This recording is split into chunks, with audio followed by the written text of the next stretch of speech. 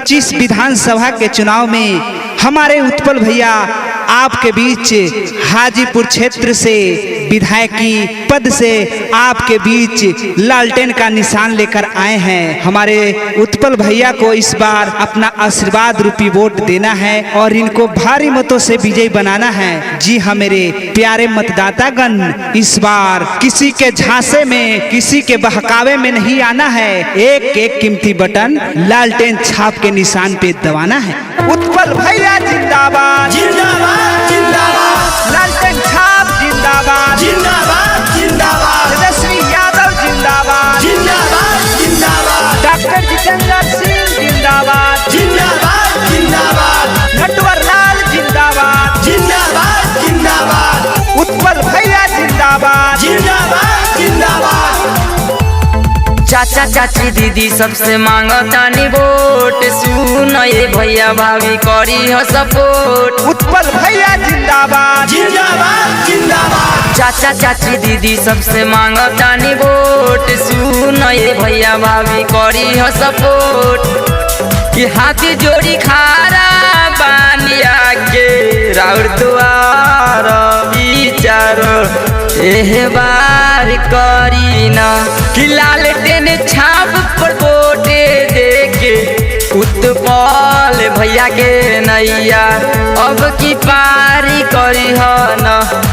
उत्पल भैया जिंदाबाद, जिंदाबाद जिंदाबाद, लालटेन छाप जिंदाबाद, जिंदाबाद जिंदाबाद, तेजस्वी यादव जिंदाबाद, जिंदाबाद जिंदाबाद, डॉक्टर जितेंद्र सिंह जिंदाबाद, जिंदाबाद जिंदाबाद, नटवर लाल जिंदाबाद, जिंदाबाद जिंदाबाद। राउर घर के लड़का है काम करिए राउर, इनका से निमन उम्मीदवार नहीं के आउर। उत्पल भैया जिंदाबाद, जिंदाबाद जिंदाबाद, राउर घर के लड़का है काम करिए राउर, इनका से निमन उम्मीदवार नहीं के आउर। सब कुछ रउए पर टिकल बा हमार, करी है विकास मौका दे दिए के बार।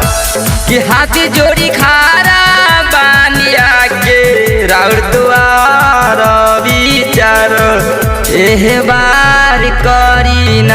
कि लालटेन छाप पर वोटे देके उत्पल भैया के नैया अब की पारी करी हो न।